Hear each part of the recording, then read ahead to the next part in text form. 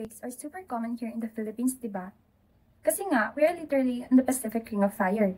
So the question is not really if there will be an earthquake, but more on how strong the shaking be in this area. And that is seismic hazard analysis is about. It's not predicting when will the earthquake can happen, kasi no one can really do that. But it estimates how intense the shaking can get. And that's why engineers and planners need this para they can design more safer buildings, houses, and even schools. So without seismic hazard analysis or SHA, we're just like guessing, and guessing in engineering is super dangerous. So here's the flow of our presentation. First, we'll explain the focal mechanism and pitch ball diagrams. Then we'll dive into the two main methods, which are the deterministic and probabilistic seismic hazard analysis or SHA. Then we'll introduce the neo-deterministic approach plus the hazard maps of the Philippines. And then finally, we'll show you how it applies to Philippine earthquake model and spectral acceleration maps, especially for the Region 12 and Kidapawan City. So first, we'll have the focal mechanism. Hi guys! Good day! So, before ako mag-start, quick question lang. Have you ever felt an earthquake? Tapos naisip nyo, what's happening under the ground? Earthquakes are not just a random shaking of the earth. Every earthquake actually tells a story, and today, we're gonna learn how scientists read that story using focal mechanism. Alright guys, so before we dive in, let me show you muna the flow of our discussion today, para at least you know where we're heading and you can follow the story better. First, we will start with what is focal mechanism. Kasi syempre, we need to know the basics first. Like, what is it exactly and why do scientists use it? Second, we'll go to the types of faults and their focal mechanism. Dito natin makikita na hindi lahat ng faults are the same. And each one has a different style of movement. Third, we will look at the focal spheres and the beach ball diagram. This is the part na medyo artsy, pero very scientific. It's basically how we visualize the Earth's movement during an earthquake. And fourth, we'll talk about the application in seismic hazard analysis. Kasi hindi lang siya pang theory. It's really used in hazard modeling and disaster preparedness. And finally, we'll end with a case study in the Philippines para makita natin how all these concepts actually apply to our own country. Kasi hello, we're literally sitting on a multiple tectonic plates. So ayun guys, that's the outline. By the end of this discussion, I hope you will see the focal mechanisms are not just abstract diagrams. They're actually powerful tools that helps us understand and prepare for earthquakes. So, focal mechanism is like the earthquake's signature. It answers the question, paano exactly gumalaw yung ground during the quake? When an earthquake happens, seismic waves spread everywhere. May mga seismometers or yung mga tinatawag na ears ng lupa that record the first motion of those waves. From there, scientists figure out kung hinila ba yung ground apart, pinush ba together, or nag-slide sideways. So, hindi siya random diagram lang. It's like a snapshot of how the Earth moved underground. Okay, so earthquakes start from faults. Parang cracks sa Earth crust. And meron itong tatlong main types. First, we have the normal faults. So, imagine you're stretching a chocolate bar until it breaks. Tapos, yung one side bumaba, that's a normal fault. And it is caused by a tensional force. Next is the reverse faults. Opposite naman ito siya sa normal fault. And it's like you're squeezing the chocolate bar. Tapos, yung isang side umakyat, that's reverse fault. Ito ay dahil sa compressional force. And last is the strike-slip faults, or ito yung side-to-side lang. Like cars na nagbabanggaan ng mirrors sa traffic, pero sideways. And that's because of the shear stress. So basically, it's either pull apart push together, or slide sideways. Faults decide what kind of earthquake happens. Alright, so every type of fault actually comes from a certain kind of stress or force acting on the earth crust. Parang cause and effect lang siya. So, sa normal faults, we have the extensional stress. Ito yung force na hinihila apart yung crust. Imagine stretching a cookie until it breaks. Yung gitna niya, nagka-crack kasi hinila mo. That's extensional stress. And it creates normal faults. And next, ito namang reverse fault. Opposite naman siya sa normal faults. Instead of pulling, pinupush together yung crust that causes compressional stress, and it produces a reverse fault. And lastly, sa strike-slip faults, ito ay medyo kakaiba. Instead of pushing or pulling, parang dinudulas mo yung two blocks sideways. So imagine rubbing your hands in opposite direction, and left hand is forward and the right hand is backward. So it's like this. That's shear stress, and it results in strike-slip faults. So basically guys, ang keyword lang natin dyan is for normal faults, we have the stretching. And sa reverse fault, pushing together. And sa strike-slip fault, we have the sideways force. Now, for this part, medyo scientific part na pero chill lang. Imagine may bola ka na nilagay exactly where the earthquake started underground. That's the focal sphere. It helps scientists visualize the quake in 3D, naka 3-dimensional. Dito nakikita kung saan nakukompress or nai-expand yung seismic waves. And from there, matitrace kung paano naka-orient yung fault plane. And then, the star of the show, the beach ball diagram. Like literally, it looks like a beach ball, divided into black and white quadrants. Pero it's not just for fun. Each pattern shows kung normal, reverse, or strike-slip fault yung earthquake. The color shows kung saan ang compression and tension. So next time you see this in a report, don't just think it's an abstract circle. It's actually the Earth's way of confessing kung paano siya nabasag. So to wrap it up, earthquakes leave behind fingerprints called a focal mechanism. From there, we know kung normal, reverse, or strike-slip fault. And using the focal sphere and beach ball diagram, scientists can decode the movement of the Earth. Why does it matter? Simple lang. It helps us assess hazards and prepare communities. So next time na may lindol, isipin nyo na lang, it's the Earth whispering a story. And with focal mechanism, we're learning how to listen. Hi guys! So, quick question lang. Have you ever seen yung parang black and white circles sa mga earthquake reports? Yung parang duda lang, pero actually, may deep meaning siya. At first glance, parang beach ko lang eh. Pero trust me, hindi ito pang volleyball. This thing is what scientists call the beach ball diagram. And fun fact, it's like the Earth's T-spill. Alam mo yun, every earthquake, it leaves behind clues. Kung paano siya nag-crack, saan dumulas yung fault at anong klaseng stress ang nag-cause. Parang siyang CSI, pero for the Earth. But instead of me trying to explain it agad, let's watch a short video muna. Think of it like a crash course kung paano ginagawa yung diagram na to, and bakit super importante siya for seismologists. While you watch, isipin nyo na every shade, every line, hindi random. It's literally the Earth sketching out kung gaano siya ka-stress sa moment na yun. When an earthquake occurs, seismologists create graphics of focal mechanisms, informally referred to as beach balls, to show the faulting motions that produce the earthquake. The focal mechanisms are based on the direction of the first arriving P wave.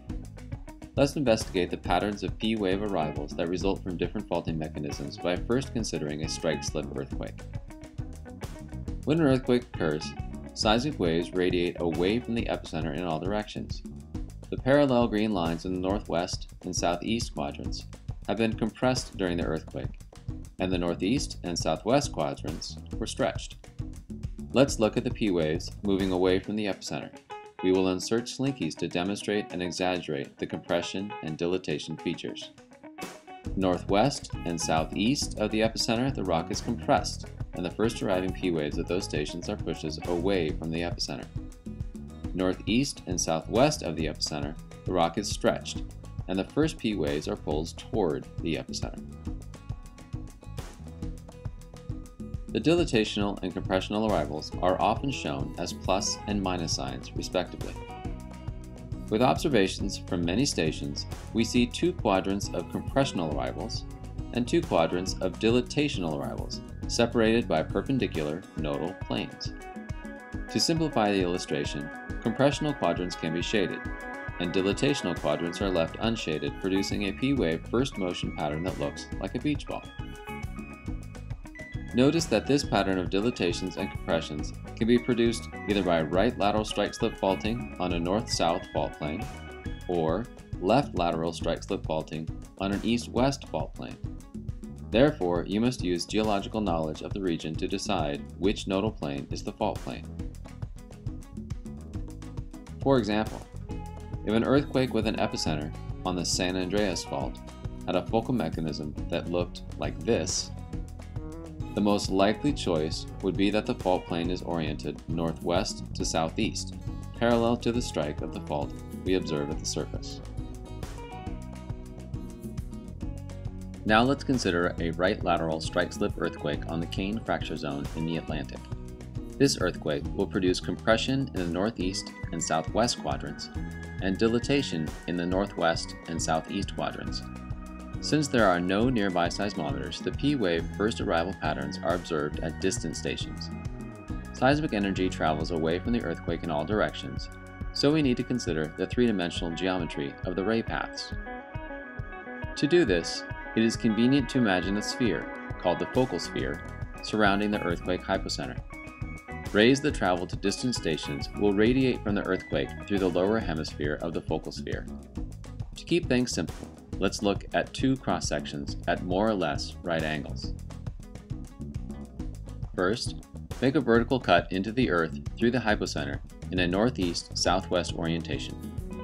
P waves leaving the earthquake and traveling to Lima, Peru in the southwest quadrant, or to Madrid, Spain in the northeast quadrant, will have compressional first arriving P waves that push up away from the earthquake and are observed as an initial upward vertical motion on the seismograms.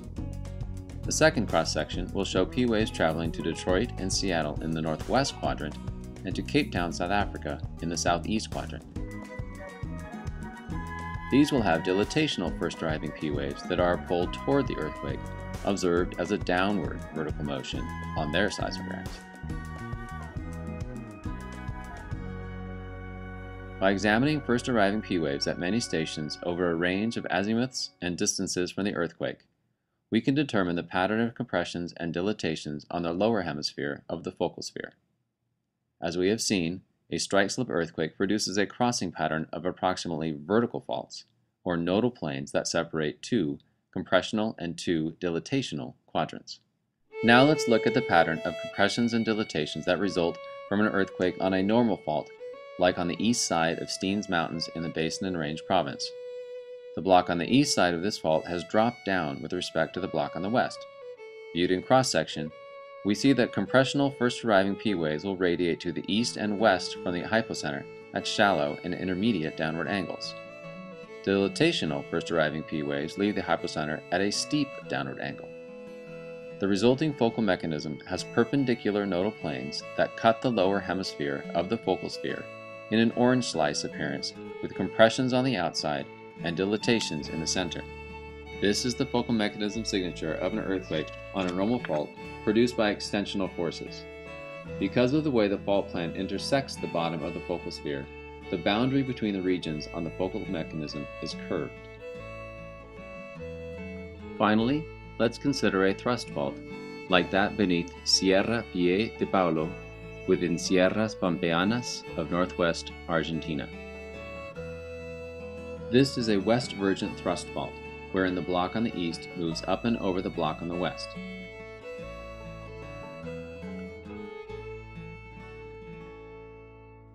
Viewed in cross-section, we will see that dilatational first-arriving P waves radiate to the east and west from the hypocenter at shallow and intermediate downward angles, whereas the compressional first-arriving P waves leave the hypocenter at steep downward angles.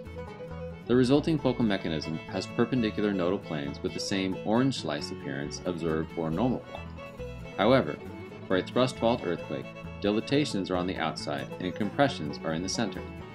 This cat's eye focal mechanism is the signature of an earthquake on a thrust fault produced by compressional tectonic forces.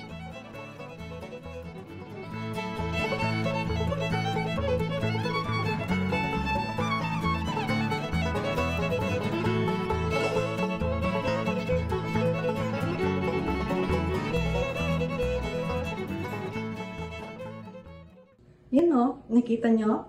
Medyo artsing itsura, pero grabing info na nandyan. Basically, the visual diagram shows us the style of faulting, the stress orientation, and eventually, it helps us understand hazards. And guys, in the Philippines, hindi ito basta clear lang. Kasi hello, we're literally sitting on multiple tectonic plates. Kaya knowing how to read these diagrams is not just merely science, it's survival. So now, let's break it down further. First, understanding faulting styles. So here's the thing, sa Philippines, super complicated yung tectonic setup natin. We have subduction zones, crustal faults, and intraslab earthquakes. Basically, lahat na. With focal mechanisms, we can figure out kung anong klaseng faulting yung naganap. Like normal fault kapag nag-stretch yung crust, reverse fault kapag nag-squeeze, and strike-slip fault kapag nag-slide past each other. Like the famous Philippine fault, each faulting style has different risks. Some can trigger tsunamis, some cause violent shaking, kaya knowing this helps us prepare. Okay, next, stress field mapping. Ang gamit to kasi focal mechanisms don't just tell us the type of fault, they also reveal kung saan gagaling yung stress. Parang footprints in sand. Kahit wala ng tao, you know which way they were walking. Same with earthquakes, kahit tapos na yung shaking, we can still trace the forces behind it. This is super useful for modeling seismic hazards regionally, as in, we can tell which directions are being pushed or pulled right now. So bakit importante lahat ng to? Kasi hazard models depend on this data. By combining focal mechanisms with earthquake catalogs, scientists can better characterize rupture behaviors and improve PSHA, that's probabilistic seismic hazard assessment. And honestly, dito sa Pinas, where earthquakes are part of our daily reality, better models mean better preparation and better survival. Another benefit is focal mechanisms also update our fault database. Basically, they confirm which faults are still active and kung anong slip direction yung nangyayari. Think of it like updating your contact list, where instead of knowing who changed your phone number, we're finding out which fault line just moved. Pero syempre, hindi perfect ang process. May challenges din. First is yung complex tectonics. Kasi we're sitting between the Philippine Sea Plate and Eurasian Plate. Sobrang gulo. The second, data scarcity. Not all earthquakes have enough data for a proper focal mechanism solution. Third, ambiguity of fault planes. Each diagrams gives us two possible fault planes. Parang may two suspects, pero isa lang yung totoong culprit. Kailangan pa ng extra evidence. Then fourth, model uncertainty. Kasi ground motion predictions aren't perfect. Then lastly, for fifth, rapid tectonic changes. Plates keep moving, so hazard models need constant updates. So basically, maraming factors that make it tricky. Now, let's bring it home. Check out this map. Kita nyo how our country is like a cracked glass window? Active faults everywhere. In subduction zones, which usually get reversed or thrust earthquakes, which can trigger tsunamis. Along the Philippine Fault, it's more of a strike-slip type, like the 1990 Luzon quake. So every beach ball diagram here is not just an academic exercise. It's a real warning, a lesson, and a tool for survival. So guys, next time you see that weird black and white circle in the report, don't think na it's just some random doodle. It's the Earth's entry diary, telling us what kind of stress it's under, what fault move, and what risk we might face. And for us Filipinos, understanding this isn't just science. It's life-saving knowledge. Hello everyone. The topic I will discuss today is deterministic seismic hazard analysis, or DSHA. So first, what is DSHA? It is a method used by seismologists and engineers to estimate the worst-case ground shaking at a specific site. Unlike probabilistic methods that consider likelihood, DSHA focuses on a single, severe earthquake scenario. This approach is crucial for designing critical infrastructures, such as nuclear power plants and large dams, where failure is not an option, even during a very rare extreme earthquake. Deterministic seismic hazard analysis consists of 5 main steps. We will discuss each of these steps in detail. Step 1. Identification of all potential earthquake sources surrounding the site, including the source geometry. The goal of this step is to create a complete inventory of all potential seismic sources that could cause significant ground shaking at the site. This is a thorough investigative process. Under the first step is the source identification. This involves conducting geological and geophysical surveys to locate visible faults.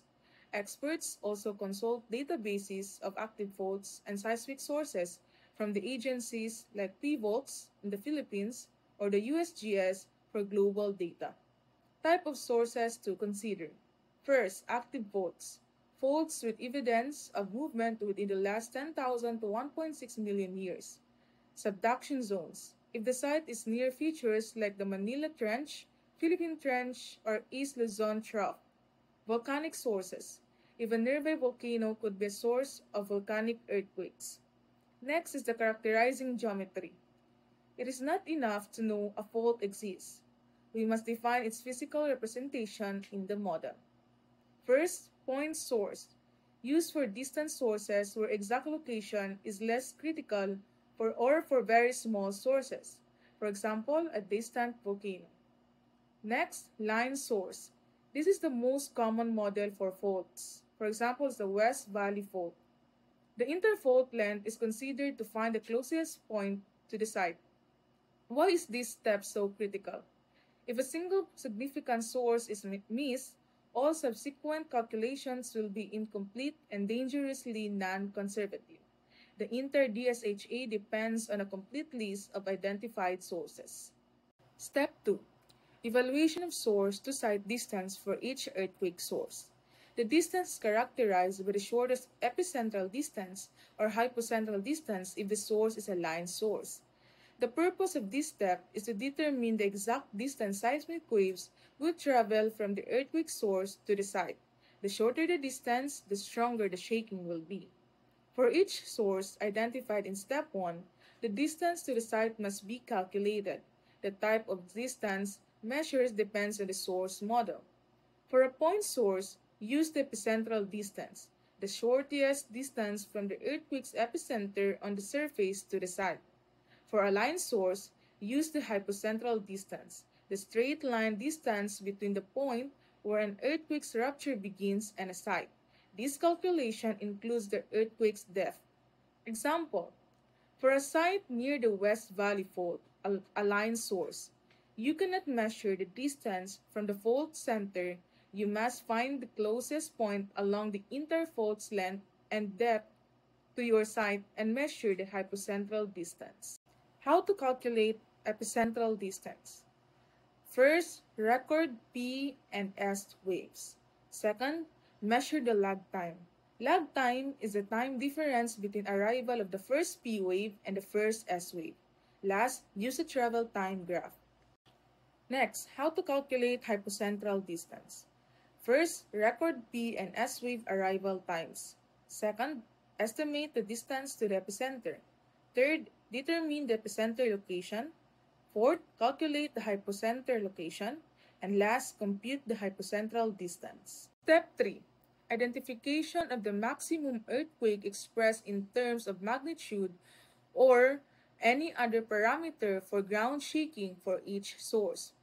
The purpose of this step is to determine the largest plausible earthquake that could occur on each identified source. This magnitude will be the basis for calculating the strongest possible shaking at the site. What is the maximum credible earthquake? It is the largest earthquake that is considered physically possible on a fault based on geological and geophysical evidence. It is not necessarily the largest that has already happened, but the largest that could happen. How is the maximum credible earthquake determined? For each fault or source, the following factors are investigated. First, physical characteristic of the fault. The length. The most important factor. A longer fault can rupture over a larger area, releasing more energy. Slip rate. How fast the fault is moving. A faster slip rate means strain accumulates more quickly, enabling a larger earthquake. Fault type, whether it is strike slip, reverse, or normal fault. Second, historical seismicity. Study the history of earthquakes on the fault. What was the largest recorded event? Examine the fault slip history, how often and how strongly it has released energy in the past. Third, use of empirical relationships. Scientists have developed formulas to relate a fault's physical characteristic to its maximum potential magnitude. A key example is the work by Wells and Coppersmith 1994, which uses surface rupture length SRL, the length of the rupture visible in the surface after a major earthquake. Next is the subsurface rupture length RLD, the total length of the rupture at the depth, which is often longer and more comprehensive than the SRL. This is generally a more accurate measure. Last, conservatism or safety factor. Because our knowledge is imperfect, experts often add a margin of safety to calculated value to ensure the design is prepared for an unexpectedly strong earthquake. Step 4. Selection of the predictive relationship or attenuation relationship to find the seismic hazard caused at the site due to an earthquake occurring in any of the sources. The purpose of this step is to choose a mathematical model called the ground motion predictive equation or attenuation relationship that will predict the strength of shaking at your site based on the earthquake's magnitude and distance. Basis for choosing a GMPE. First, tectonic setting. The GMPE must match the tectonic environment of your earthquake source. Active shallow crust for faults within continental crust. For example, West Valley Fault. Subduction zone for earthquakes near oceanic trenches. Example, Manila Trench. Third, stable continental for intraplate regions with rare seismicity.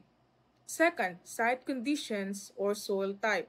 Shaking is amplified by soft soils. The GMPE must account for your site soil type. Rock, strong, amplifies shaking the least. Stiff soil, moderate amplification. Soft soil, weak, amplifies shaking the most. Third, region or location. Some GPE are developed for specific regions, for example, Japan and California, and are more appropriate if your site is located there. Global models can be used if a local model is not available. Important parameters GMPs can predict. First, spectral acceleration, the most important parameter for structural design. It shows the shaking strength at different structural vibration periods or frequencies. Second, peak ground velocity, important for assessing landslide risk, lateral spreading, and damage to underground structures, pipeline tunnels. Third, peak ground displacement, important for assessing permanent ground deformation and damage to long structures like bridges. Fourth, significant duration. Longer shaking duration can cause more cumulative damage to structures. Last, peak ground acceleration, a critical and commonly used parameter in DSHA. It defines the maximum force applied by the shaking and is a key input for building codes. An example is the equation by Cornell et al., which you can see the equation on the screen. Step 5. Determination of the worst case ground shaking parameter at the site. This is the final and most crucial step in DSHA. Here is a detailed explanation of how it is performed. First, calculate the shaking for each source. For each fault you identified, first take the MCE magnitude for that source from step 3. Second, take the distance from that source to the site from step 2. Third, plug these values into the GMPE you selected from step 4. Calculate the resulting ground motion parameter, for example PGA, for that specific source.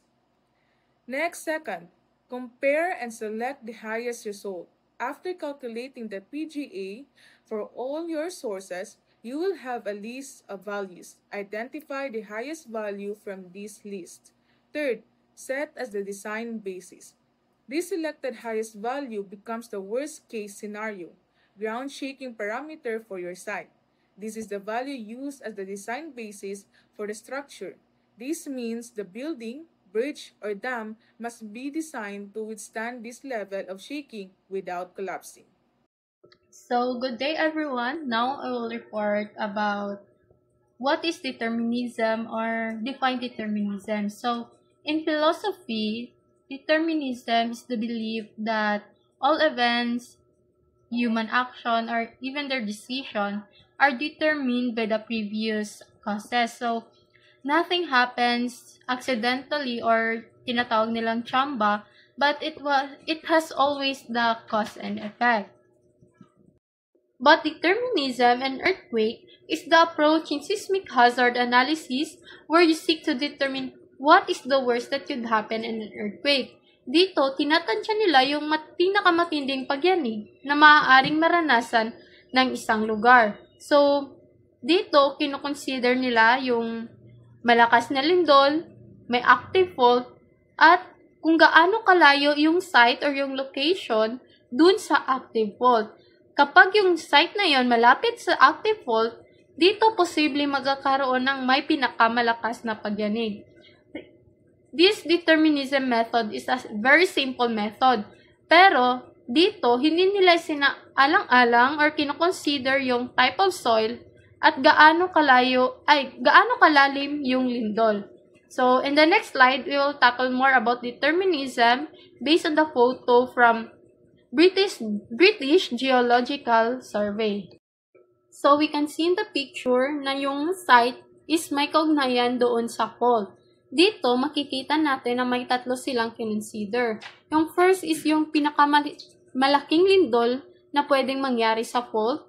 Second is yung may pinakamalapit na fault sa lugar. At tatlo is the shortest distance ng isang site mula doon sa fault. Kapag pinagsama mo daw itong tatlo, doon na mangyayari yung may pinakamalaking pagyanig or pinakamalakas na pagyanig. So, in determinism, they assumes that the biggest earthquake on the closest fault at the shortest distance will cause the worst ground shaking on location. Thank you. Good morning, good afternoon, good evening. Depends on what time you're watching this video right now. My name is Gwyneth Cadwada and I'm going to report about example 1.1 of the SHA from Tiki Data's book, Seismic Analysis of Structures, in page 23. You can open your book or your PDF. So you can just watch the example there, read it. But here, in that example, there's may site na tayo doon na surrounded by 3 independent sources of earthquakes, out of which one is a line source, as shown in figure 1.19. So, ang next slide po natin ay 1.19. Locations of the sources which respect to the site are also shown in the figure. Nakikita naman sa figure, di ba? The maximum magnitudes of earthquakes that have occurred in the past for the sources are recorded as in source 1, 7.5, in source 2, 6.8 magnitude, ang source 3 po natin ay magnitude 5.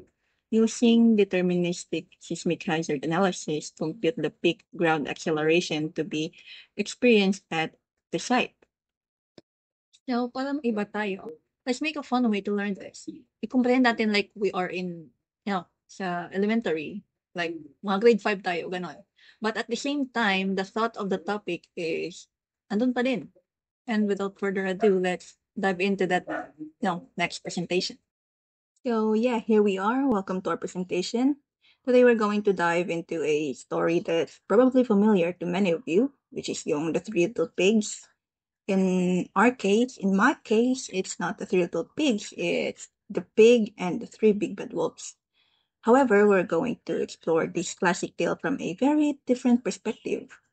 We're not just going to talk about a wolf huffing or puffing, we're going to show you the signs behind kung ano talaga yung worst case scenario, which is mainly yung topic talaga ng DSHA, and how yung combination ng intelligence or ng mga data na given can help you survive even the most formidable threats. So let's open up our story here in the seemingly peaceful habitat in which na pinakilala dito yung pangunahing bida ng ating kwento, which is yung baboy, tapos yung kanyang bahay na gawa sa bato.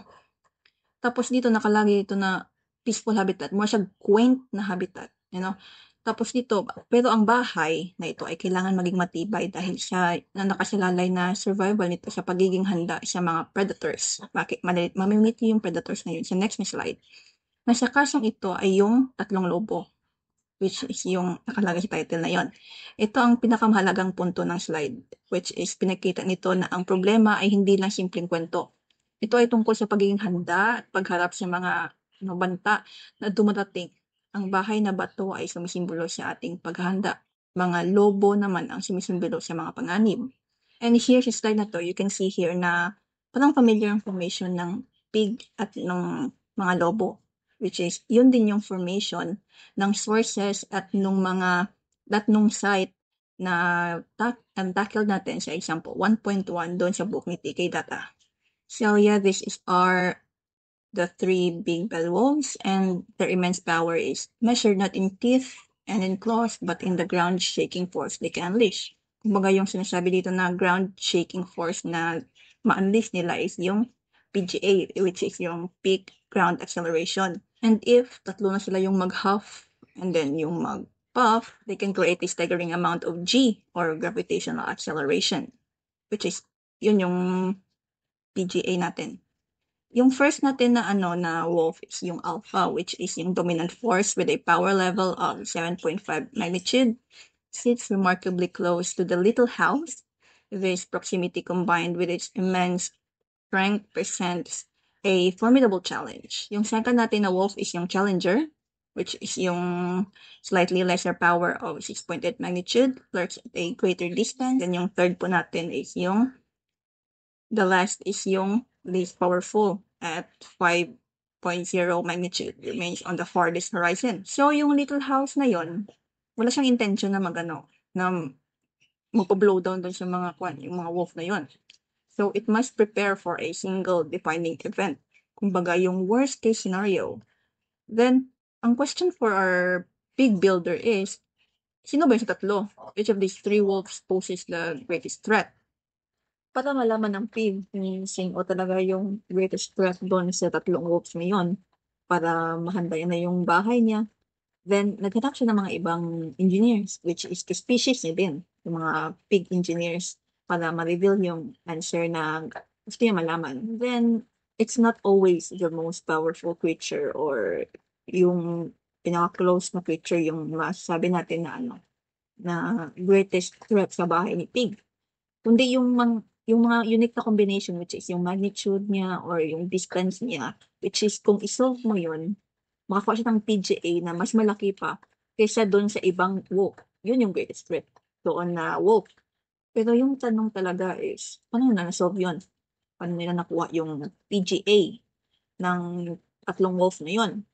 Sa previous na reporter, may binigay na equation which is called the equation of attenuation relationship para sa PGA or peak ground acceleration.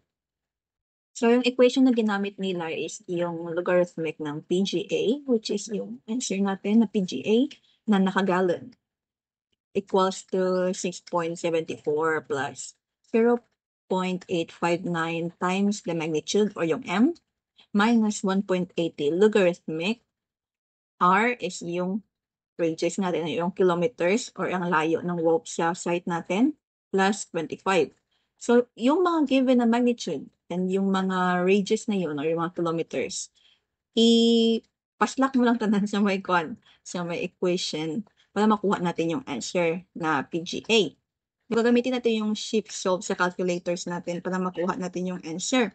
And if makuha natin yung answer, i-times lang natin sa 10 to the power of negative 3 para makuha natin yung answer na sa given sa table. It's yung mga 0.409, 0.015, ganun po, 0.010. In this case, yung greatest threat natin is yung alpha wolf na napakita sa table.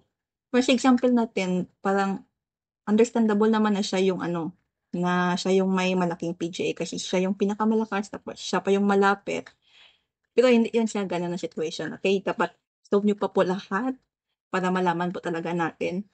Dito na talaga nagkataon na alam natin sa umpisa pa lang kung sino talaga yung greatest threat. So, yung alpha wolf natin, yung 7.5 magnitude na may 23.70 kilometers, is raw staggering force of that magnitude, even from a distance, generate a peak ground acceleration of 0.490 natin. So, yeah, ladies and gentlemen, this is the very essence of our topic today, DSHA.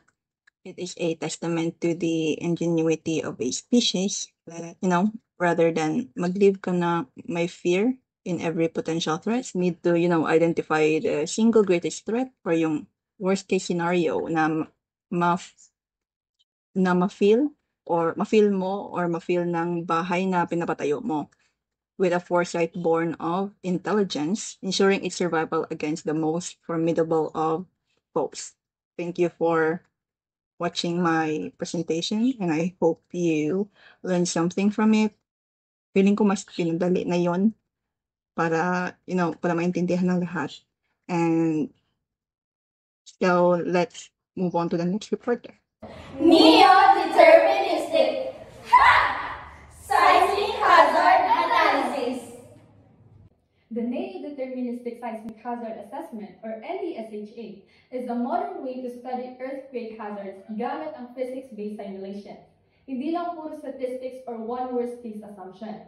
Gumagawa ito ng synthetic seismograms, a computer-simulated ground-shaping records na pinapakita kung paano talaga gagalaw ang lupa during an earthquake.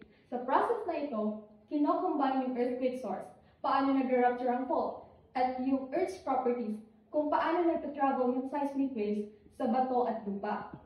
Dahil dito, mas realistic yung results kasi nakukuha pati yung complexity ng totoong earthquakes. Paano kumikilos ang waves sa crust, at paano nakaka-apekto yung local soil or ground conditions sa lakas ng shaking. From these simulations, NDSHA provides values like PGA, peak ground acceleration, PGV, peak ground velocity, PGD, peak ground displacement, at response spectra na sobrang useful for engineering design. Okay, para mas maintindihan pa natin kung paano gumagana ang Neo-Deterministic Seismic Hazard Analysis or ang NDSHA, kailangan natin tingnan yung tatlong magkakaugnay na proseso ng Newton. Ito yung source rupture, wave propagation, at side effects. Sa huli, pinagsama-sama ng NDSHA ang lahat ng ito upang makabuo ng isang realistic seismograph na para bang totoong record ng lindol at direktang nagagamit ng mga engineers sa earthquake resistant design. So, unahin natin ang source rupture process. Isipin nyo ang fault line sa ilalim ng lupa na unti-unting nasa-stress habang gumagalaw ang tectonic plates. Diba kapag lumampas na sa kaya ng bato, magra-rupture ito at maglalabas ng energy. Tulad na sa diagram, makikita natin ang isang strictly dipping fault plane na kulay light pink. At sa dark pink area naman ay ang rupture surface, kung saan actual na nangyayari ang displacement. Yung mga iron nila sa loob, ay nagpapakita ng galaw, motions, or movement na kapag mas mahaba ang araw, mas malaki ang slip. Sa example na ito, yung diagram, ang near side ng phone ay gumagalaw pakaliwa relative sa far side. Pansinin din ninyo kung paano kumakalat ang rupture. Nagsimula ito sa gitna, makikita yung dark blue na arrows. Kumakalat patungo sa left na side, the green arrows. At ang green naman ay ang nasa kanan ng mga arrows, yung yellow arrows. Ibig sabihin lang ito, hindi sabay-sabay nagpe-fail ang buong phone. Nagsisimula ito sa isang point at unti-unting kumakalat. Sa NDSHA, critical itong detalye dahil ang rupture direction at timing ang nagdidikta na characteristic ng ground shaking. Next naman, pagkatapos ng rupture, ang energy na na-release ay kumakalat bilang seismic waves. May dalawang pangunahing uri, ang body waves at ang surface waves. Ang P waves o primary waves ang pinakamabilis. Gumagalaw sila na parang sound waves, compression at expansion sa direction ng paglalakbay. Sila ang mga unang dumadating pero kadalasan na hindi ganon kadaming kasunod dito ay ang S-waves. Mas mabagal pero mas mapanganib dahil gumagalaw sila ng side to side o pataas pababa na nakakasira ng structures. Kapag umabot na sa surface, lumalabas naman ang surface wave. Ito na yung love wave at Rayleigh's wave. Ang love waves ay horizontal na side-to-side. Side-to-side motion na kapag damaging sa mga napaka-damaging sa mga gusali. Habang ang Rayleigh waves ay rolling motion na parang alon na nagdudulot ng parehong vertical at horizontal shaking. Ang mahalagang tandaan, ang P at S wave ay naglalakbay sa loob ng Earth, samantalang ang love at Rayleigh waves ay dumadaan sa surface at madalas silang nagdudulot ng pinakamalaking pinsala. Sa NDSHA, lahat ng waves types na ito ay pinakompute gamit ng Green's function at realistic earthquake models. Kaya ang synthetic seismograph ay nagpapakita ng tamang sequence, timing, at intensity ng shaking, mas malapit sa totoong lindol. Kapag shaking na ng mga waves, ang surface, dito napapasok ang side effects. Hindi lahat ng lugar ay makakaranas ng parehong shaking. Kung ang isang side ay nasa hard rock, mas mahina at mas stable ang motion.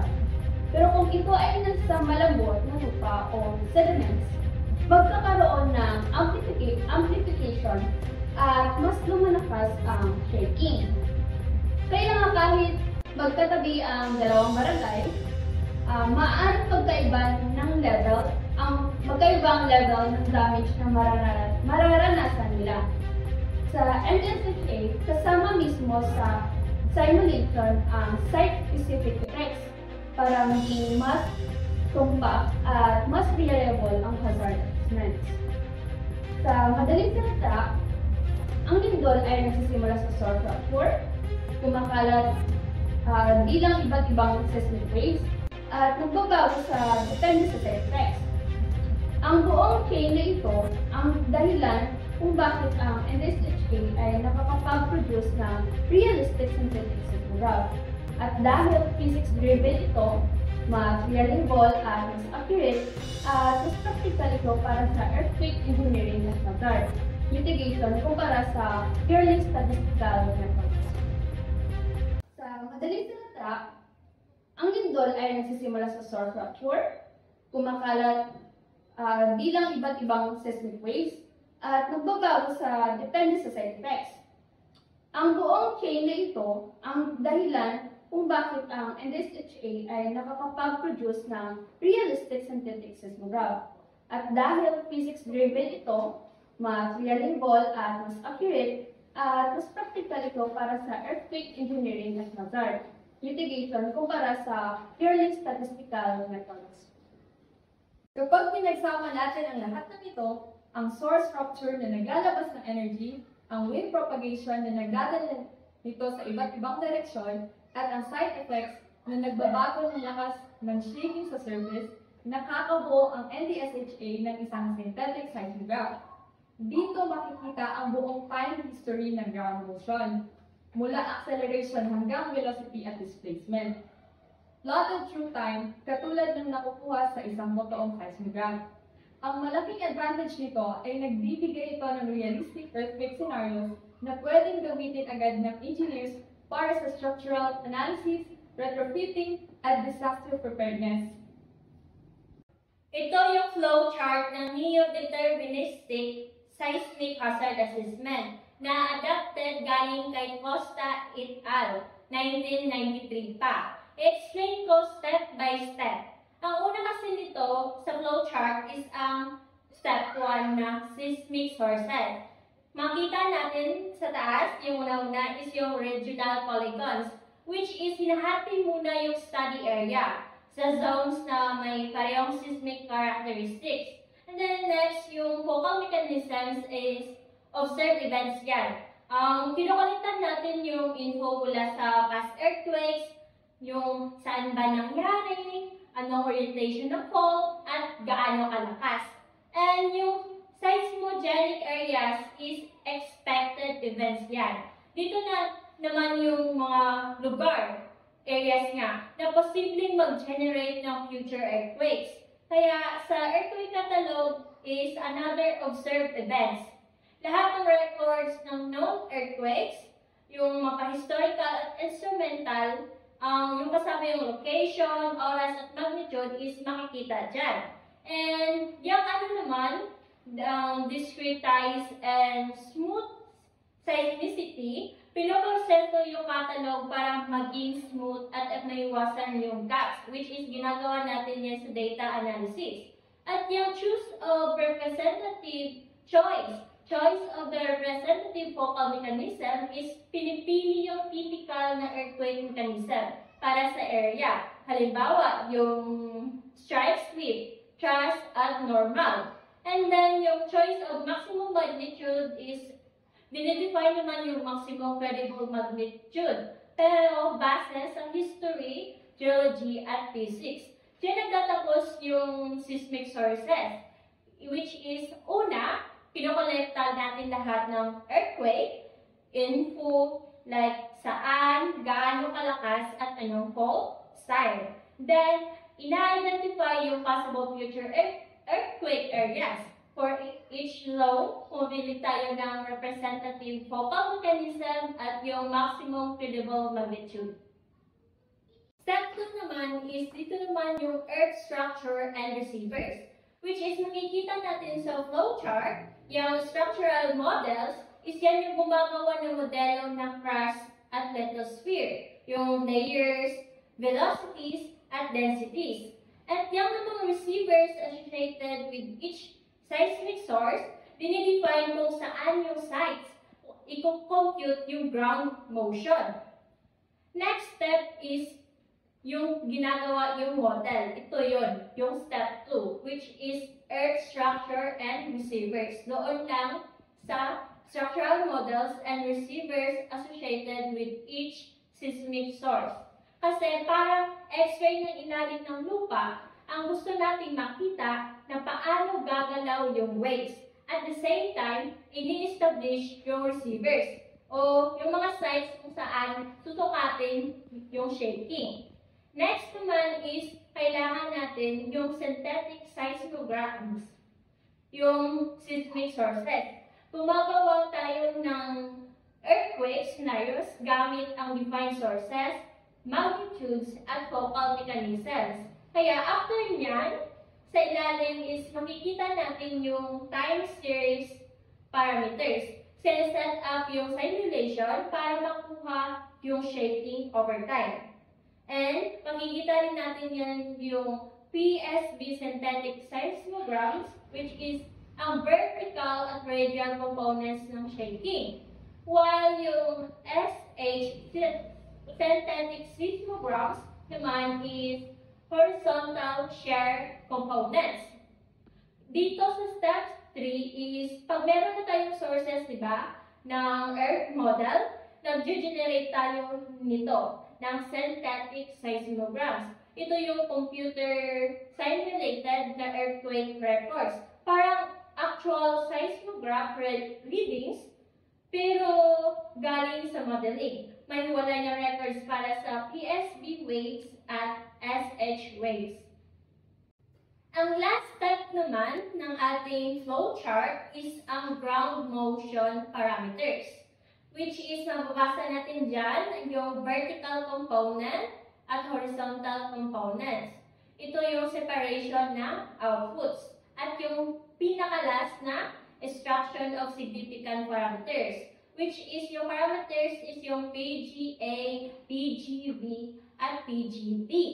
Yan yung mga kinukuha ng mga engineering values. Ano nga yan? Yung peak ground acceleration, peak ground velocity, and peak ground displacement. At lastly is kinukuha rin, di ba, yung binabanggit na response spectra. Ito yung response spectra is graphical tool lang siya, na pinapakita yung maximum response like yung tatlo, PGD, PGV, at PGA. Yung pinapakita dito sa tool ay yung complex ground motion na ginawa ito design-oriented plot. Kaya dito na step is after nito, karasin natin yung nag-generate tayo ng seismographs, hinihiwalay natin yung vertical at horizontal shaking. From there, kinukuha yung importanteng engineering parameters na yung mga peak acceleration, velocity, displacement, pati ang response spectra. Kasi kailangan ito ng engineers para sa design at safety checks. After nito, ng flowchart is hindi ka dito nagtatapos ang NDSHA. Kundi, may assessment pa lang ito. Kaya tanungin natin si Judith Chan. Thank you, Ruby Chan. So, next is hazard maps. Yung mga values na nakuha, ginawa natin hazard maps. Makikita dito kung gaano kalakas ang shaking sa iba't ibang lugar ng study area. Next ito ay ang validation and sensitivity. Finally, chinecheck yung results laban sa totoong earthquake data. Tinitest din kung sensitive ba sa changes ng inputs like fault geometry or earth model, para mas reliable at useful yung hazard assessments.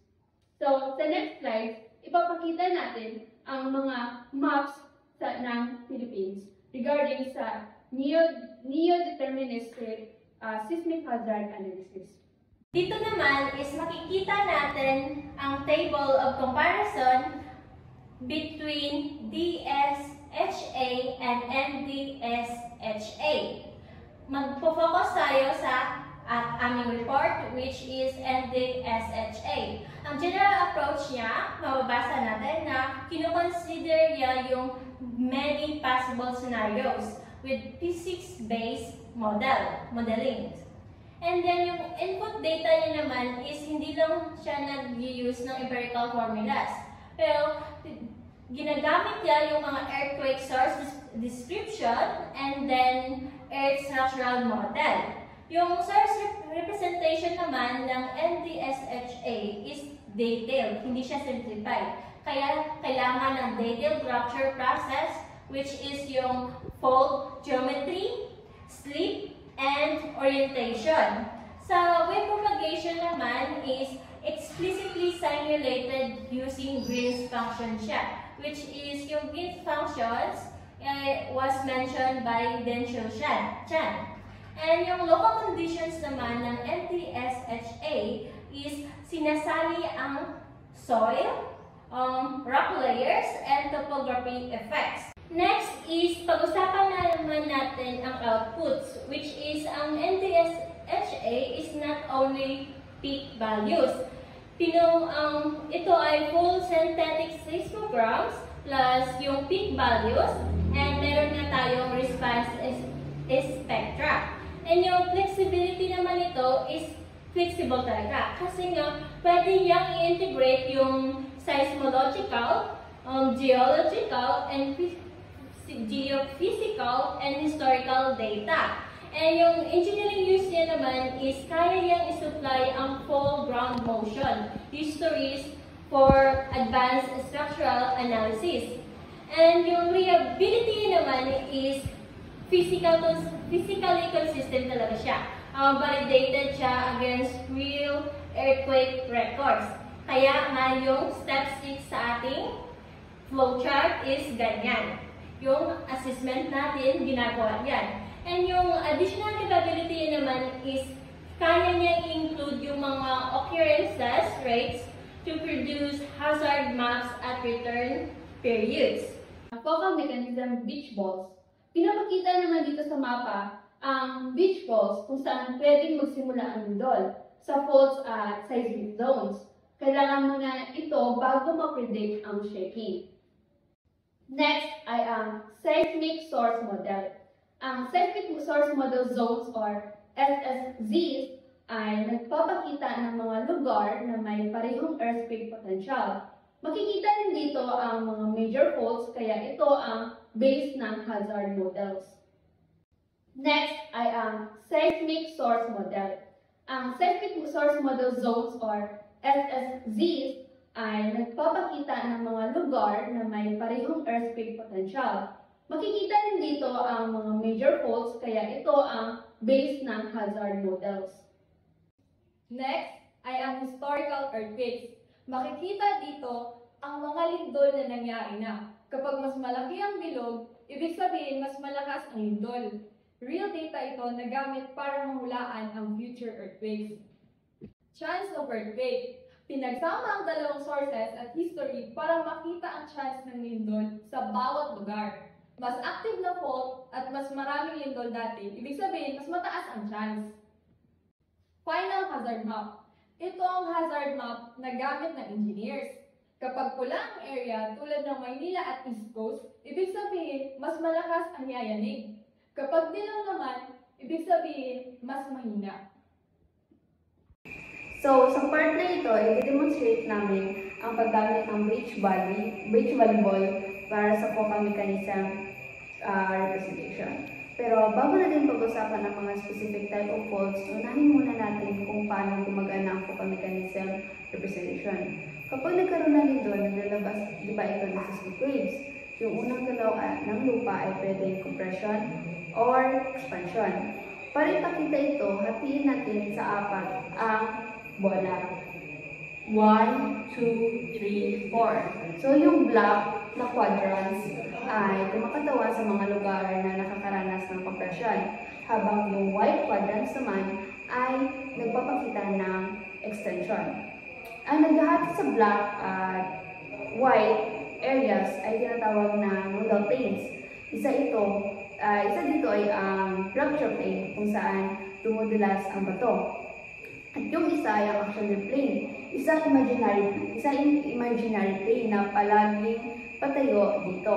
Sa madaling salita, itong shaded volleyball ang 3D model, at kapag ginawa itong 2D projection sa mapa, nagiging tinatawag natin beach ball diagram. Ngayon, tingnan natin kung paano nag-iba ang shading depende sa klase ng fault. Unahin natin ang normal fault. Dito, ang crust ay hinihila palabas. Tension ang tawag dito. Pansinin nyo, black sa taas at ibaba na parang halo na ibig sabihin may puwang na nabubuo. Then, puti ang central lens. Ibig sabihin, extension na hinahila palabas parang lumalawak or nag-expand. Sa beach ball diagram, ganito ang makikita. White line sa gitna, black sa outer lobes. Kaya alam agad ng mga seismologists na tension ang cause ng lindol. Next naman ay ang reverse fault. Ngayon, kung ang normal fault ay tension, dito naman compression. Pinipiga papasok yung crust. Makikita ninyo, black lines yung sa gitna, diba?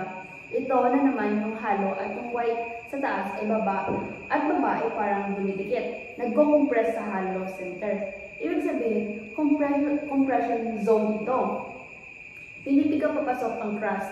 Sa ganitong galaw tulad nito ang makikita sa beach tulad nito makikita sa beach ball diagram yung mga signature ng reverse fault.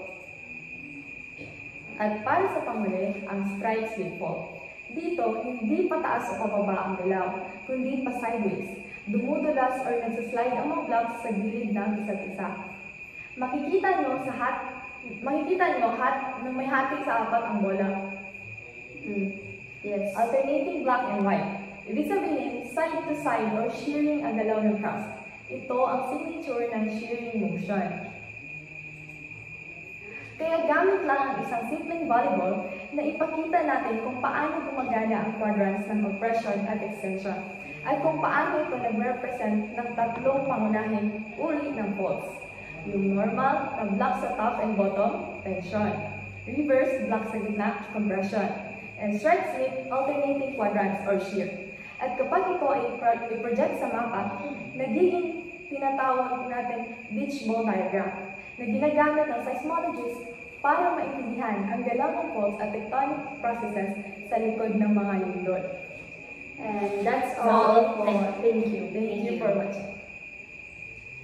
Maganda ang NDSHA kasi, una, gumagamit ito ng totoong earthquake signs. Kaya nasusukat kung paano talaga kumakalat ang pagyanig sa lupa. Pangalawa, nagbibigay ito ng eksaktong sagot para sa bawat lugar. Kaya alam ng engineers kung gaano kalakas ang lindol sa mismong site. Pangatlo, nagsisimula ito sa tamang impormasyon gamit ang mga beach balls para maintindihan kung paano gumagalaw ang fault. At panghuli, nakakatipid ito ng pera at mas safe ang buildings. Matibay kung saan kailangan at hindi sayang ang materials. So in short, better science, safe at smart ang construction. Good day everyone. Today I will be presenting on probabilistic seismic hazard analysis or PSHA. So what exactly is PSHA? In essence, it is a methodology, a systematic framework used to estimate the probability that the ground shaking at a specific site will exceed a certain level. Ang importante dito, it doesn't just provide one answer. It rigorously accounts for all the fundamental uncertainties in seismology. The uncertainty in the earthquake size, its exact location, and its frequency of occurrence. The next is why PSHA is important.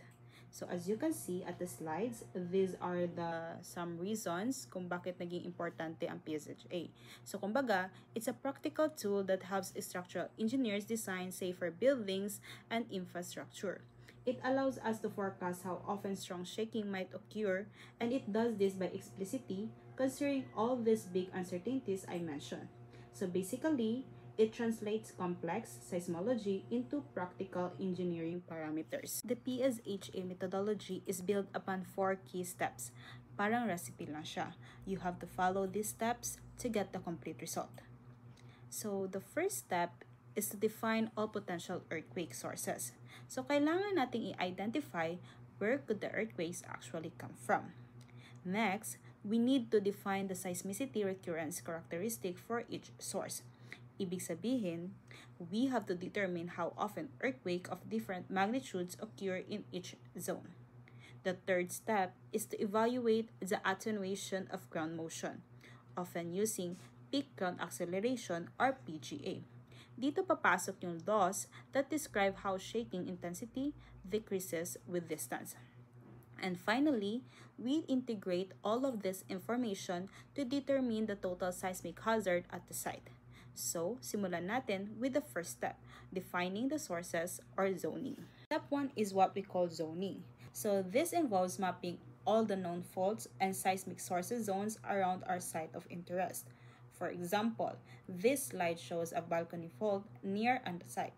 The main goal here is to assign a probability that an earthquake could originate from any point within these defined zones. For example, this slide shows a balcony fault near on the site. The main goal here is to assign a probability that an earthquake could originate from any point within these defined zones. Now, once we know where earthquake can happen, we move to the step 2, or recurrence. Dito ang tanong naman ay how often or gaano kadalas. We need to characterize the frequency of earthquake for different magnitude levels. The most common model we use for this is the Gutenberg-Richter law. So this graph shows the classic relationship as magnitude increases, the logarithm of the number of earthquakes that exceed the size decreases. So in simple terms, Big earthquakes are rare, small ones are common. Ganun lang kasimple yung concept ng recurrence. Okay, so ito yung Gutenberg-Richter law. Bakit natin to kailangan? Kailangan natin ng equation para ma-quantify yung relationship between magnitude at frequency. Hindi pwedeng maraming maliliit, konti lang ang malalaki. Dapat may number tayo. So ito yung basic formula. Lambda or rate for specific magnitude is equal to A exponent A minus Bm. Saan nanggaling to? Galing ito sa observation ni Gutenberg at Richter. Yung A and B are parameters na ini-estimate natin from historical data ng isang region. A is the overall activity rate. B naman tells us kung gaano kalaki yung ratio ng maliliit na lindol sa malalaki. Pero, bakit natin kailangan isolve ito? Kasi dito natin makukuha ang lambda, which is the average number of earthquakes per year with magnitude greater than m. From here, makukuha natin ang return period by taking 1 over lambda. So kung ang lambda is equal to 0.01, ang return period ay 100 years.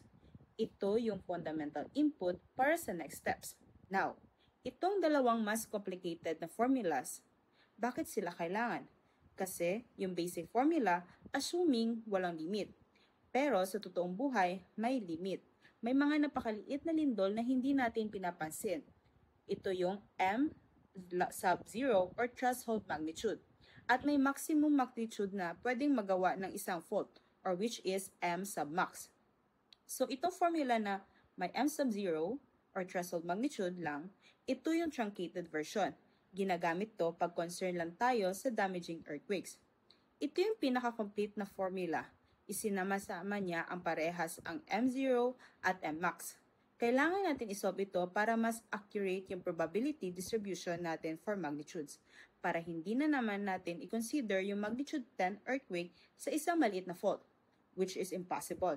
So ito yung pinaka-realistic na formula na ginagamit sa PSHA. So the third step is all about attenuation. Now that we know where earthquakes happen and how often, we need to predict how strong the shaking will be at our site. So paano? We use ground motion prediction equation or attenuation laws. So this graph illustrates the concept perfectly. You have magnitude on one axis and distance on the other. For a given magnitude, like this larger one, MB, or the shaking is very strong near the source but attenuates or weakens. As you move further away, a smaller earthquake or MI produces less shaking overall. Pero ito yung crucial part. Predicting the exact shaking is not perfect. There is inherent variability due to factors like local soil conditions, kaya nga probabilistic. Because of this, we don't just use a single value. We model this prediction with a log normal distribution. This means we have a mean predicted value, but we also have a standard deviation to account for the uncertainty. This uncertainty is a key ingredient in the PSHA process. Now, for the final step, where we put it all together, or the step 4, is the mathematical integration of all the previous uncertainties to get our final answer, or the total hazard. Now, for the final step, where we put it all together, or the step 4, is the mathematical integration of all the previous uncertainties to get our final answer, or the total hazard.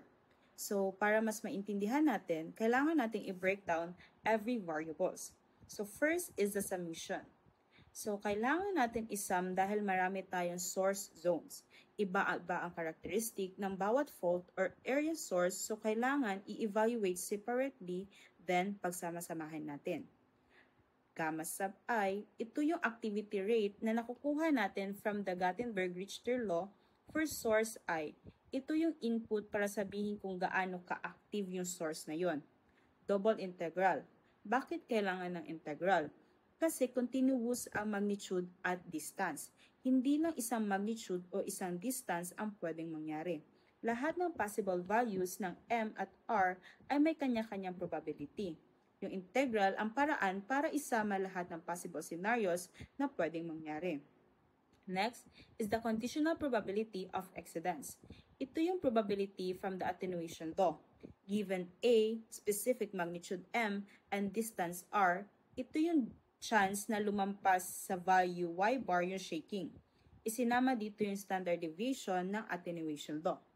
Next is the probability density function, PDF for magnitude, at probability density function for distance. Ito yung probability distance function. Yung PDF for magnitude ay galing sa Gutenberg-Richter law na na-modify na. Ito yung nagwe-weight kung gaano kalaki yung chance ng yung specific magnitude. Yung PDF for distance naman, magwe-weight para sa distance. Mas malapit na punto sa fault, mas mataas ang chance na doon manggaling ang lindol. So in summary, bakit natin kailangang isolve itong buong equation? Because this is the machine that conveys how often earthquakes happen, or gamma I, how big they are, how far they are, and how much they shake the site. Lahat ng uncertainties nandito na. The output lambda sub Y is the final answer for this step. The average number of times per year we expect the shaking to exceed Y sub. We now have an average exceedance rate, but engineers need probabilities. For example, what is the probability of exceedance in the next 50 years? This is where the Poisson process is applied. So, kailangan natin i-convert yung rate into probability. Dito papasok yung Poisson model. It assumes that these exceedance events are rare and independent. Ito yung general formula. Galing ito sa probability theory for Poisson process. So, as you can see in the slide, ito yung general formula, which is the lambda is the average rate of occurrence of the event, T is the time period of interest, and N is the number of events. Pero, ito yung pinaka-importanting formula for us, which is the probability of at least one event is equal to 1 minus exponent negative lambda T. Bakit natin ito kailangan? Let's say ang building lifespan T ay 50 years. So this formula gives us a probability that at least one event exceeding our ground motion, level Y bar, will happen in those 50 years.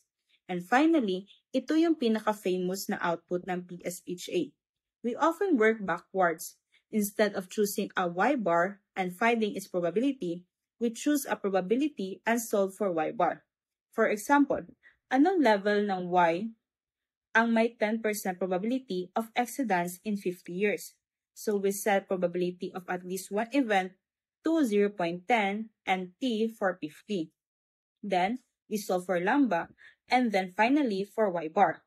Yung result na Y bar ang siyang nagiging design basis ground motion para sa building code. So itong formula na to, direkta na nagiging input sa disenyo ng mga gusali at tulay. So to recap, PSHA is a robust framework that quantifies earthquake shaking risk by integrating uncertainties in location, size, motion, prediction, and time. That concludes my report. Thank you for listening. Okay, good day everyone. So, akong part is the probability of exceedance. So, we are going to discuss now kung unsa ang buot pasabot aning probability of exceedance. So, when we say probability, ang other synonym words ana niya is or are kanang chances or likelihood. Probability ba? What are the chances? Example, sa 5 nimo ka uyab, what are the chances nga ang ikatulong uyab imuhang makadayon or maminyuan? Chances, ang likelihood mo na siya ang probability. Next word is exceedance. So, when we say exceedance, nag-exceed. So, may mahatag nga ng definition. Diba? Kanang nagsobra, naglagpas. O, mo na siya ang exceedance. So, i-combine na itong duha. Probability of exceedance. Ang iyang chances or likelihood nga maglagpas siya. Ang unsa. Of course, sa context sa atong discussion, we're dealing with sa atong subject nga earthquake. So, unsa man jud na siya nga kuan ma-apply ang probability of exceedance. Like for example, kanang naay kusog kaayo nga linog. Tagay kog kusog kaayo nga linog ninyo ben. Ha? 6.9. Kusog na sa inyo. Example, nahitabo siya atong 2020. Unya, kanang nahitabo na pud siya atong 2025. So, kanang hunahunahon mo nga, panalitan mo ingon siya dihag 10% probability of exceedance within 5 years. Meaning, naa siya 10% nga probability nga katong sa 5 years nga span niya, kanang 10% ang probability niya nga mobalik to siyang 6.5 nga mas kusog pa. Nagets ninyo? Nagets ninyo? Within the span of 5 years, kay katong 6.5 nga naranasan ninyo atong 2020, and then na siya probability nga within 5 years, sa sulod sa 5 years, it's either karon or this year, next year, and nana, kay magbalik ang katong 6.5 na magnitude nga mas kusog pa. Kay mo man guna ito gina-measure, the probability of exceedance, kay mag-exceed siya. So, to further understand sa ato ang topic nga ato ang gina-discuss karon, kay nako ipakita ninyo na formula. So, mas diri ninyo masabtan kung unsa ang probability of exceedance, the likelihood nga mag-exceed siya. Pero nagets ninyo ang first part. Wala may choice, magets tapat ninyo na. We have here our formula. PE is equal to 1 minus 1 minus 1 over T to the power of N. Is the meaning of PE kay probability of exceedance mo na itong ginapangita. And then our T is the return period in years. And then ang atong N is the time period in interest. So, isa-isaho na to silang pangita ha para masabtan ninyo tanan. So, ang ato ang formula nga ang PE na to, probability of exceedance, mo na ang ato ang pangitaon, diba? So, check, kasabot na tana, mo na itong ipangita. T is the return period in years. Like for example, tagaay kog another kusog nga linog, kanang kusog jud kay nga linog. Example, 9. 9, magnitude 9. What if, for example, nahitabo siya atong sa Kabakan, year 2000, ng magnitude 9 na lindol. Nahitabo siya ato sa Kabakan. And then, after 2010, nahitabo na pod siya, pero mas kusog siya. After 2020, nahitabo na pod siya. So, sa inyong namatikdan, pila ka years ang interval nga magbalik-balik siya? 10. Tama. So, sa 10 years, nakita na nato no, nga naa siya'y kanang murag pattern kung pila ka years ang span nga magbalik siya. So naa nata diray ibutang nato sa T, which is the return period. Pila ka years ihang span? Pila ka years? 10 years. Mo na siya atong ibutang sa T. Next kaning N, the time period of interest.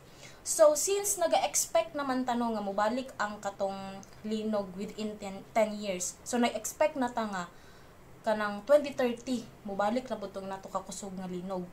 So, pero what if gusto na ko mabalaan nga, lapila kay probability no nga, karong 2026 siya mahitabo. Diba? Mo na ang ato ang isolve. Sige, take out ninyo yung mga calculator. Sige, pangita. Kung ano ninyo mga calculator ha, kay mag-try to og solve. Sige, since nanatay value sa T, unsa gito tong value sa T, katong span nga magbalik-balik siya, return period which is 10 years. And then ang ato ang N is ibutang nato nga 6 years since last siya nag-occur atong 2020 and then nag-expect ta nga 2030 siya magbalik and then gusto nato mabalaan pila ang probability nga mag-exceed to nga kusog nga linog within that 6 years. Okay. 1 minus 1 minus 1 over T which is 10. Then, close parenthesis, raised to the power of 6. 8 times lang nyo sa 100 para ano nyo in percent. So, sa atong result is 46.8 or roughly 47%.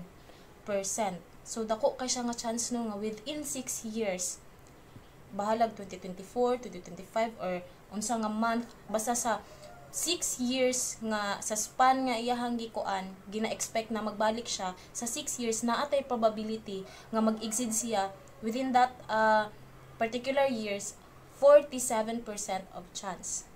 Nagets na ninyo kung unsa ang pasabot sa probability of exceedance? Nagets na?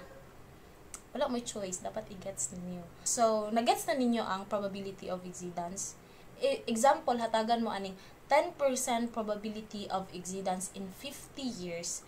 It means, sa span of 50 years, di pa ka magpaabot og 50 ha, it's either the first year, the second year, mag-ukur na siya diha na atay 10% na probability that within that year malagpasan tong katong nakatali na ninyo nga past nga kanang kusog nga linog.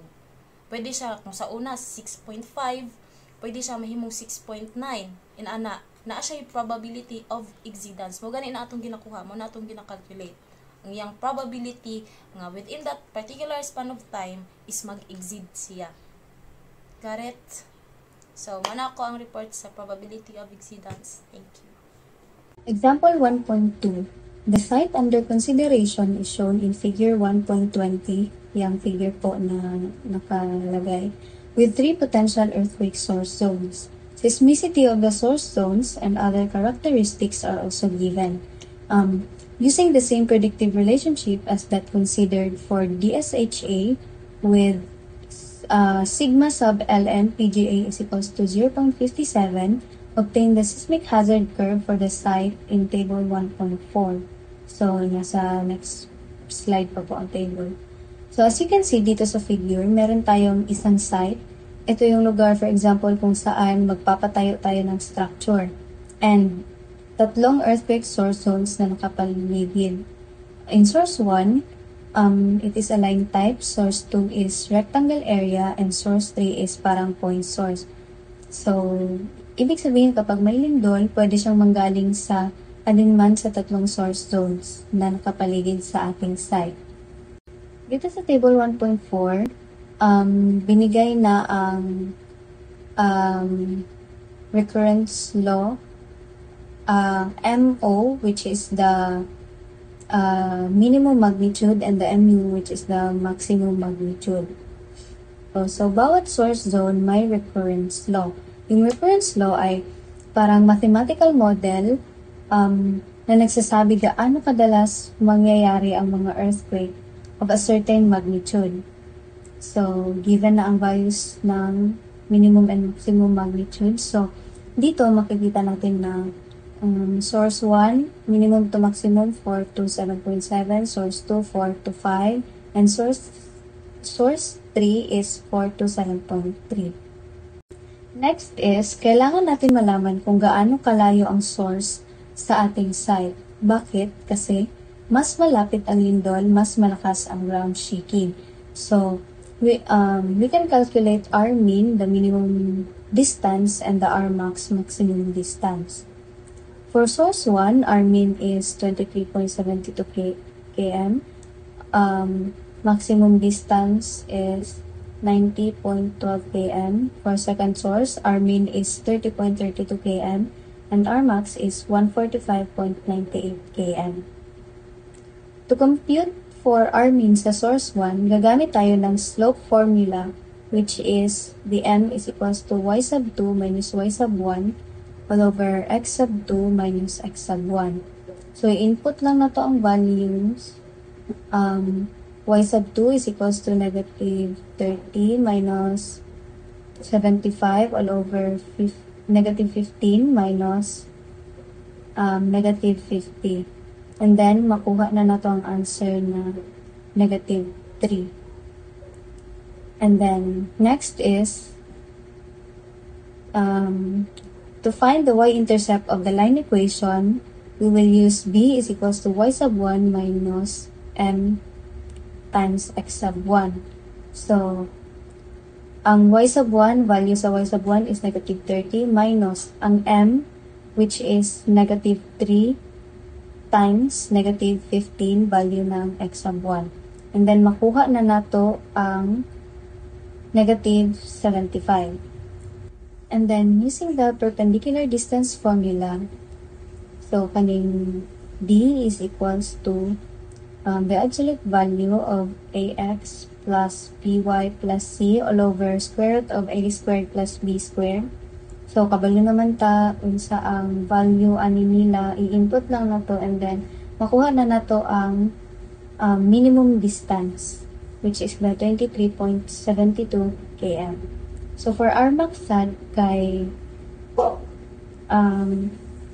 using formula for distance, which is kaning d is equals to square root of x sub 2 minus x sub 1 squared plus y sub 2 minus y sub 1 squared. Inputting the values, makuha na po na to ang R max. For the second source, same lang siya. I-identify lang nimo ang coordinates and then using formula for distance, then makuha na sad nato ang R min o R max. So next, makita natin dito sa table ang histograms of distance per source. Sa source 1 na line type siya, so parang fault line. Mapapansin nyo na mas marami yung malalapit na distances, kaya mataas yung bar sa left side ng graph. Habang lumalayo, mas bumababa yung chance, meaning most earthquakes from source 1 are likely to happen closer to the site. Sa source 2, the rectangle type siya. Yung histogram niya, mas pantay at spread out. May malapit, may malayo, may pantay ang chances. Meaning, ang earthquakes from source 2 can happen at both near and far distances kasi malaki yung area. While sa source 3, point source lang siya, so isang bar lang yung graph, meaning fixed lang yung distance. Hindi magbabago yung layo kasi isang point lang ang pinagmumulan. So, earthquake from source 3 will always have the same distance from the site. So, in recalling table 1.4, it shows yung A at B values for each source zones para makuha ang annual rate of earthquakes. So, di ba? Source 1A is equals to 4, B is equals to 1. Source 2A is equals to 4.5, B is equals to 1.2. Source 3A is equals to 3, and B is equals to 0.8. Makikita mo na dito natin kinuha yung mga numbers na ginamit sa formula ng gamma 10 raised to A minus B times M, or the threshold magnitude. And then, makuha na nato ang value mo. Lang na siya ang answer ko. Now, in the probabilities of various magnitude, kailangan natin malaman ang chance na ang magnitude ay nasa isang range. So, using this formula, which is the probability that the earthquake magnitude will fall between M sub 1 and M sub 2 is equal to beta E to the negative beta M minus M sub O, or the minimum magnitude, divided by 1 minus E to the negative beta M max minus MO times the difference between M sub 2 and M sub 1 kay di ba naka-integrate man, so kung integrate na nimo siya, mahimo na siyang M sub 2 minus M sub 1. So for example, for source 1, di ba ang interval is 4.0 to 4.37. 4.0 is from seismicity data. Ang Mmax na 7.7 from seismicity data gihapon. So, muna siya atong chosen interval. So, now, beta is equals to the computed from B value specific to the source. Then, substitute to the equation. Muna siya, kanina equation po. Then, we will get a probability of 0.551. Tapos, in these figures, 1.24 to 1.26, it shows us the probability distribution of earthquake magnitudes for the three different sources. So, ibig sabihin, pinapakita nila kung gaano kalaki ang chance na mangyari ang isang lindol of a certain magnitude sa bawat source zone. Pag alam na natin ang magnitude M at distance R, pwede na natin mag-predict ang peak ground acceleration, which is a measure of ground shaking. So, ang equation is, na gamitin natin is the natural logarithm of the peak ground acceleration in gals equals 6.75 plus 0.859 times the magnitude minus 1.80 times the natural logarithm of distance plus 25. So, na naman tayo value sa atong m of r, i-substitute lang nato siya. And then, kaya naging, or pag sinolve, lalabas ay 3.225. Ito yung mean value ng natural logarithm in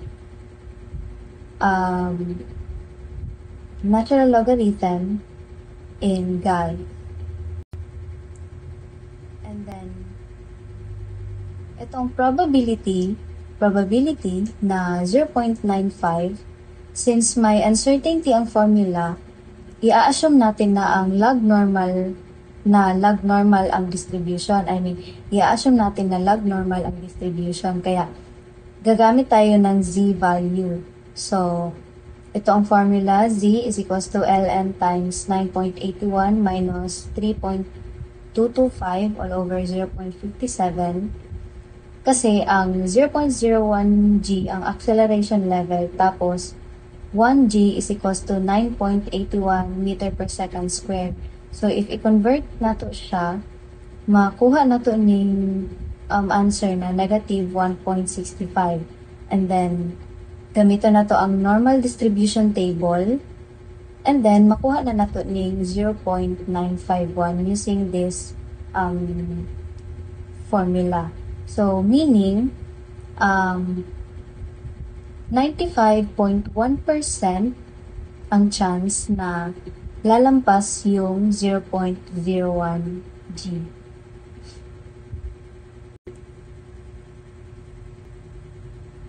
So, next is, ang gagawin natin dito is i-multiply natin lahat ng probabilities.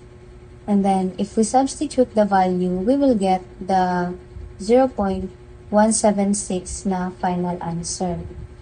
So, ibig sabihin, 0.176 yung annual rate na lalampas ang shaking sa 0.01.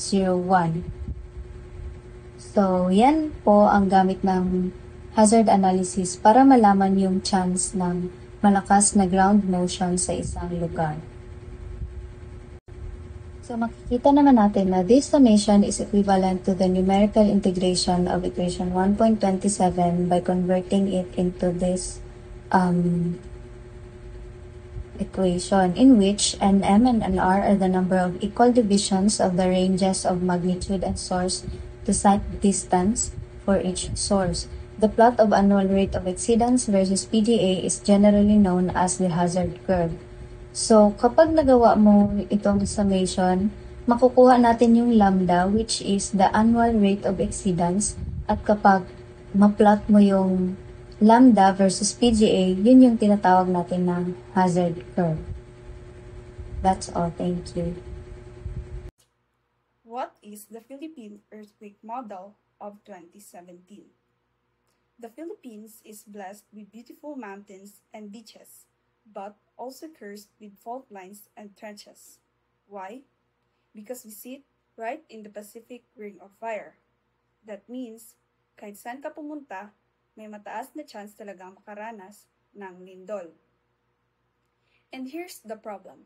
We don't know when or where the next earthquake will strike. Pero paano kung pwede nating hulaan kung gaano kalakas ang lindol na maaaring maranasan ng ating bayan in the future? That's where the Philippine Earthquake Model, or PEM, comes in. It was published in 2017 by PHIVOLCS DOST, together with Global Earthquake Model Foundation. PEM is basically the first national probabilistic seismic hazard model of our country. In short, it's our official earthquake hazard calculator.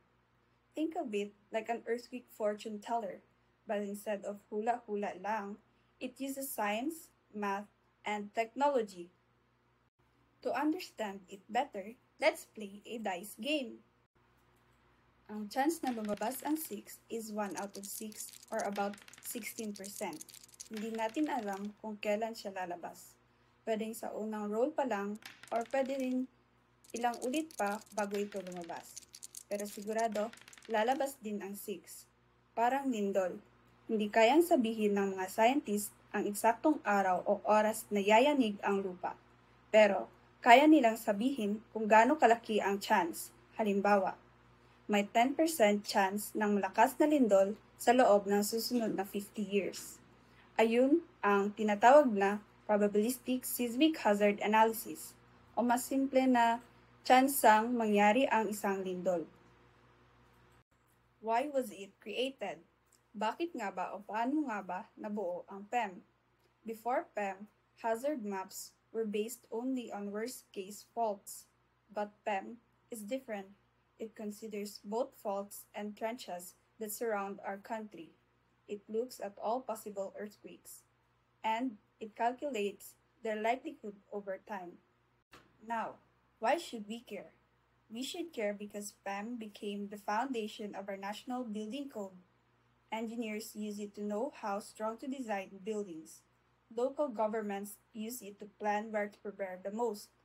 Disaster managers use it to assess risks and save lives. So PEM isn't just a book of maps.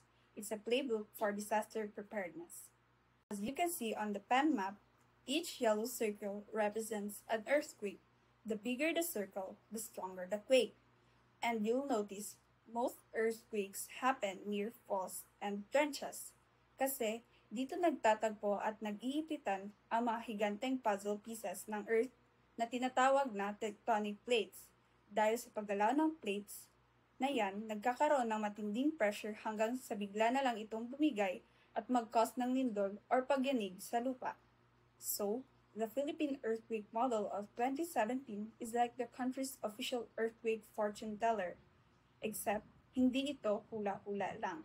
It's science-backed, probability-based, and life-saving.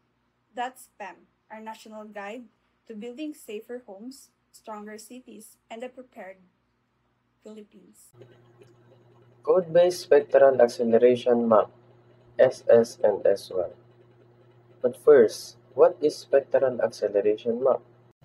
Ang spectral acceleration map ay isang mapa na nagpapakita kung gaano kalakas ang inaasahang shake ng lindol sa isang partikular na lugar. Narito ang dalawang example. Ang mga picture na ito ay ang spectral acceleration map ng Europe at ng Spain. Makikita rito na may iba't ibang colors. Ito ay nagsasabing sa parteng may kulay na red ang may pinakamalakas na shake, samantalang ang may kulay na white naman ang may pinakamahina na shake. So what is SS and S1? SS o spectral acceleration at short periods. Ito ay tumutukoy sa epekto ng mabilis o high frequency na shaking. Karaniwang naapektuhan ng SS ang mga mababang buildings, halimbawa ay mga bahay na may 1 hanggang 3 floors. S1 o spectral acceleration at 1 second period. Ito naman ay tumutukoy sa epekto ng mabagal o low frequency na shaking. Kadalasang naapektuhan dito ang mga matataas at mas flexible na building gaya ng mga condominium at malalaking opisina. Sa madaling salita, ang SS ay mas mahalaga para sa mga mababang structures habang ang S1 ay mas critical para sa mga matataas na structures. Ngunit hindi lamang ang lakas ng lindol ang dapat tingnan. Mahalaga ring isaalang-alang ang uri ng lupa kung saan itatayo ang gusali. Ito ay tinatawag na site classes at hinahati ito sa 6 na uri. Class A, hard rock o matigas na bato, pinaka-stable na klase ng lupa. Class B, soft rock o medyo malambot na bato. Class C, very stiff soil o matigas at dense na lupa. Class D, stiff soil o karaniwang lupa na matatagpuan sa maraming lugar sa bansa. Class E, soft soil o malambot na lupa, gaya ng mga lugar na malapit sa ilog o dagat. Class F, special soils. na nangangailangan ng mas detalyadong pagsusuri. Kung babalikan natin ang 1990 Luzon earthquake, makikita natin na maraming building sa Baguio ang bumagsak. Hindi lamang dahil sa lakas ng lindol, kundi dahil din sa combination ng uri ng lupa at kakulangan sa tamang design ng mga building noong panahong iyon. Sa kasalukuyan, ginagamit na ng mga engineers ang spectral acceleration map bilang batayan upang masiguro na ang design ng mga building ay ligtas at naaayon sa location. Merong dalawang table dito ng coefficients na nakuha ko mula sa reference na nasa baba, ASCE 716. Pinapakita dito ang short period site coefficient o FA at ang long period site coefficient o FB. Makikita dito sa unang table na kung ang site ay class A at meron itong SS na less than or equal to 0.25, ang kanyang coefficient ay 0.8, and so on and so forth. So to summarize it all, ang spectral acceleration map ay isang napakahalagang kasangkapan sa larangan ng engineering. Ang SS ay para sa pagsusuri ng epekto ng mabilis na shaking sa mababang building. Ang S1 naman ay para sa mas mabagal na shaking na nakakaapekto sa mas matataas na building. At ang site classes naman ay nagsisilbing gabay sa pagsusuri ng uri ng lupa. Sa pamamagitan ng mga impormasyong ito, natitiyak na ang mga building na itinatayo sa Pilipinas ay hindi lamang maganda at matibay, kundi higit sa lahat ay ligtas laban sa panganib ng lindol. Dito nagtatapos ang aking part sa aming report. Maraming salamat. Good day everyone, my topic is the maximum considered earthquake or the MCE. So this is one of the most important concepts in earthquake engineering and seismic design. So the maximum considered earthquake is defined as the ground motion that has a 2% probability of exceedance in 50 years, which is equivalent to return period of about 2,475 years. So in simple terms, this means that within the 50-year lifetime of a typical building, there is only a small chance, very small chance, it is 2%, that this extreme shaking will be exceeded. So that's the same saying that this level of earthquake ground motion would only come around once every 2,475 years on average. The maximum considered earthquake does not describe the most likely earthquake, but the most severe credible event. So its purpose is to set the upper bound for seismic design, and by using the MCE as the basis, we ensure that even if the strongest possible earthquake occurs, structures are designed to prevent collapse and protect lives. So in practice, MCE ground motions are used in structural codes like the National Structural Code of the Philippines or the NSCP, so that the engineer starts with the MCE values and then apply factors for soil and site conditions. So the result is the design level earthquake forces that buildings must resist. In summary, the maximum considered earthquake is a safety benchmark that defines the extreme earthquake hazard at the site and ensures that our infrastructures remains resilient, not just for common earthquakes, but even the strongest possible one. Here we see the spectral acceleration map of the region 12 as provided by the spectral acceleration map of the Philippines or the SAM-PH. So this map shows the ground shaking intensities that are used as the basis for earthquake design in our region or the whole Philippines. So the main values given in this map are the SS and S1. So SS is the spectral acceleration at a period of 0.2 seconds, while the S1 is the spectral acceleration at a period of 1 second. So from the map, we can see the SS is at 1.61 to 2.9, meanwhile the S1 is at 0.51 to 1.0. So meanwhile, in the Kidapawan City, its spectral acceleration at a period of 0.2 seconds is 1.61 to 2.9. However, at a period of 1.0 seconds, some part of the east side of the Kidapawan city has a value of 0.51 to 0.6, and the remaining area has a value of 0.61 to 0.7. So these SS and the S1 values are not just numbers. They define the maximum considered earthquake ground motions for the region 12. So engineers use these values, apply site coefficient for soil condition, and then compute the design response spectrum. That spectrum is what determines the earthquake forces our buildings must resist. So in summary, the map of Region 12, or even in the whole Philippines made by the DOST PVOX, gives us our starting point that these values ensure that whether a building is a low-rise or high-rise, that it is designed to withstand the strongest credible earthquake in our region.